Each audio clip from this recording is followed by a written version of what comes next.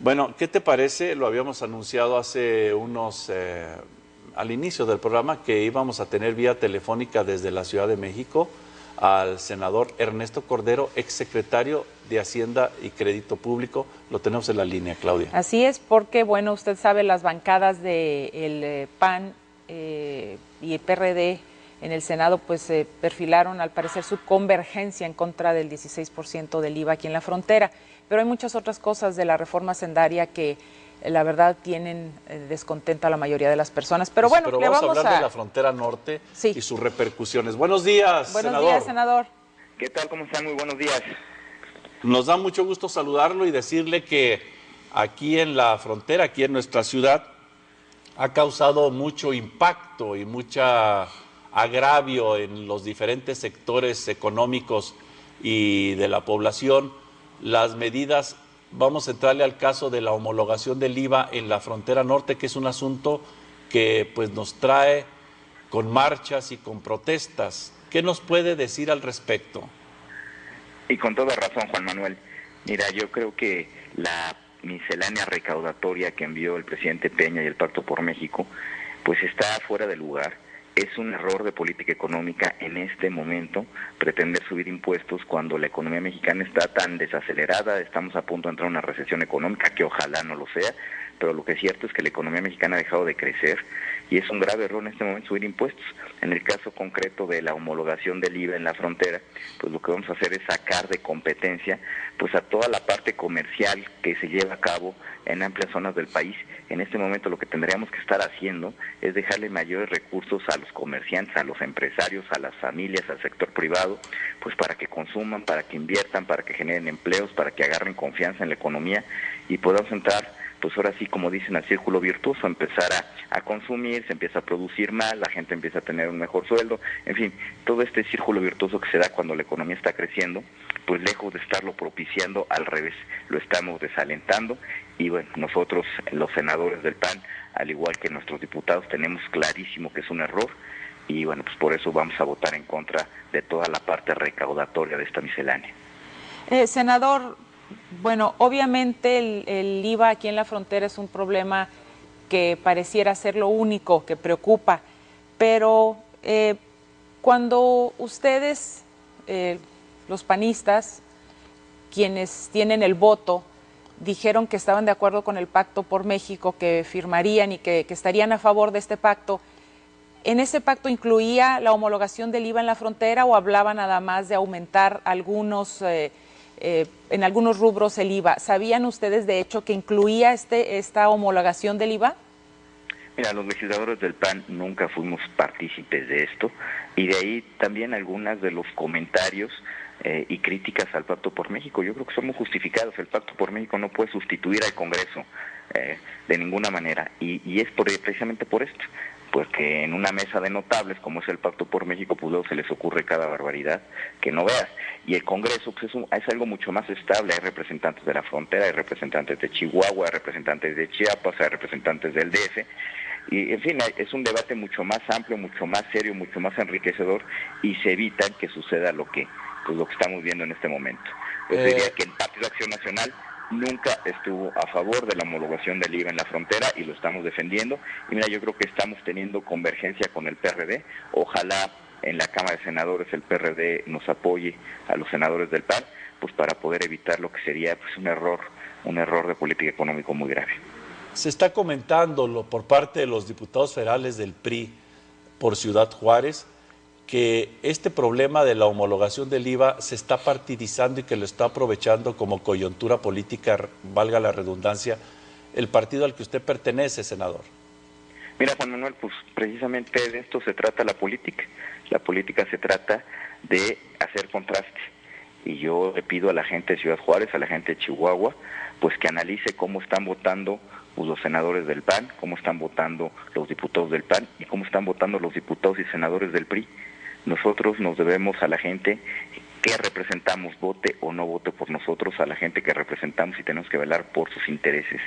Nosotros no nos debemos a la línea que nos dicta el presidente de nuestro partido, nos debemos a la gente que representamos.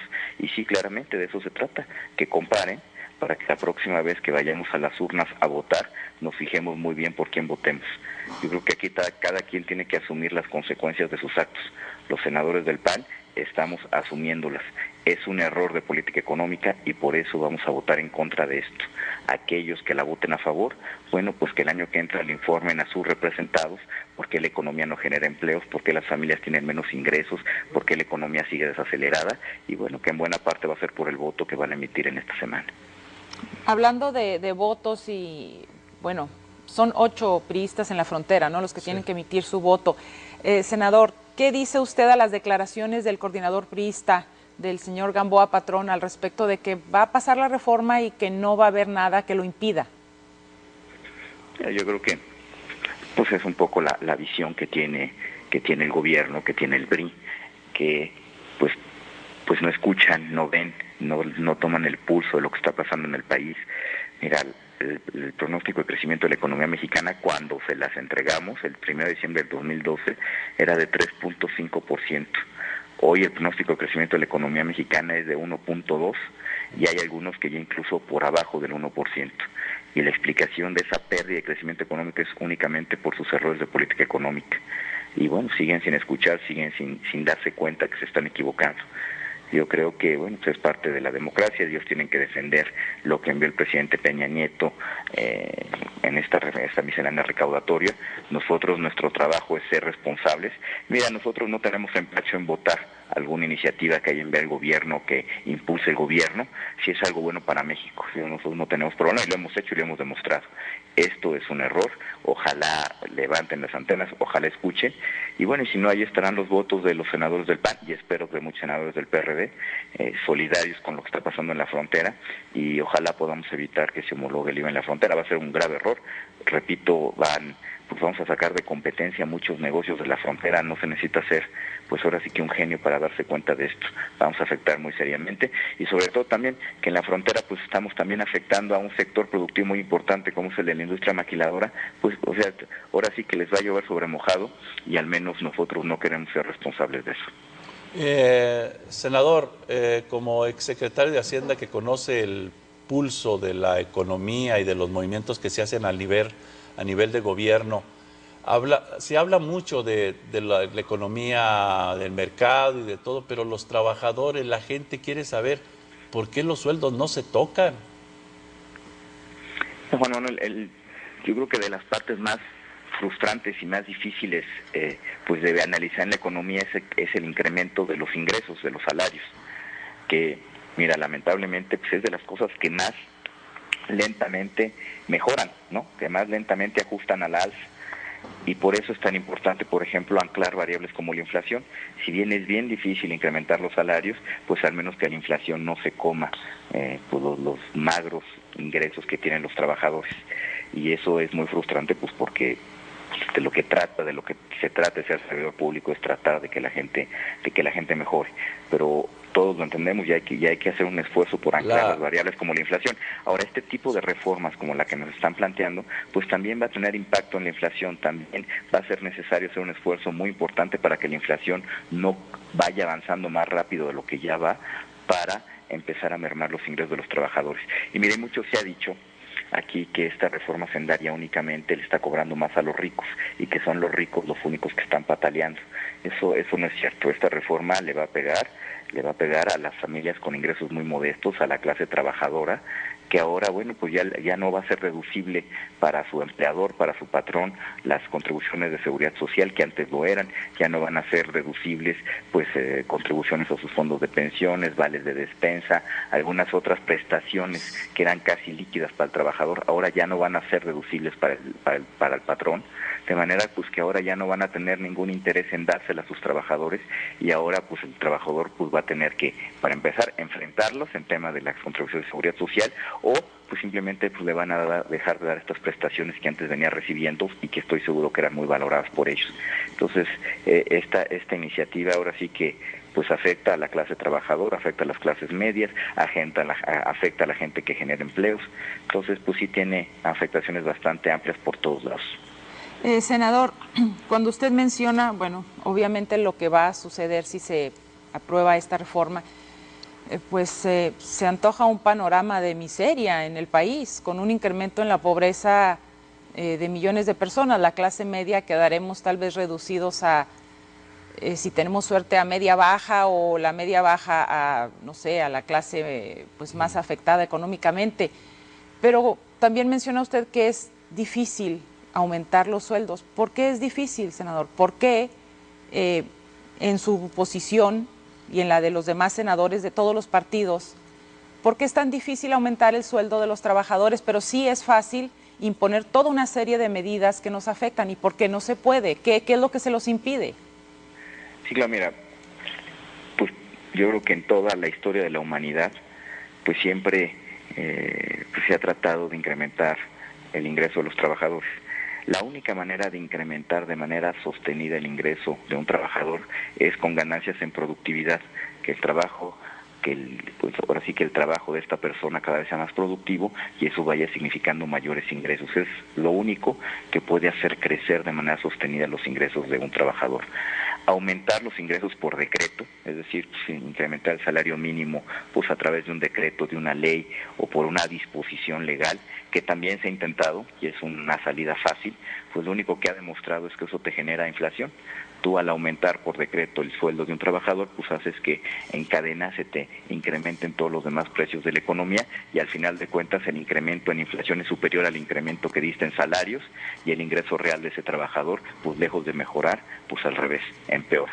Entonces, eso lo hemos intentado en México, lo intentamos en México en los 70s, lo intentamos en los 80s y fue un rotundo fracaso, donde pues lejos de que tuviéramos ganancias en el ingreso de los trabajadores, tuvimos pérdidas.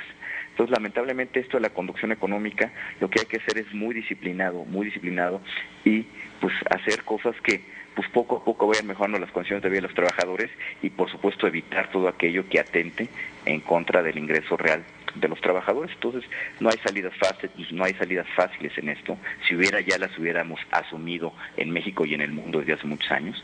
Y entonces hay que asumir que el incremento en los ingresos únicamente puede ser acompañado de incremento en productividad del trabajador y para eso se necesita inversión, para eso se necesita estabilidad económica, para eso se necesita que no crezcan los precios, que no haya inflación y poco a poco los ingresos pues van mejorando, muy poco a poco lamentablemente.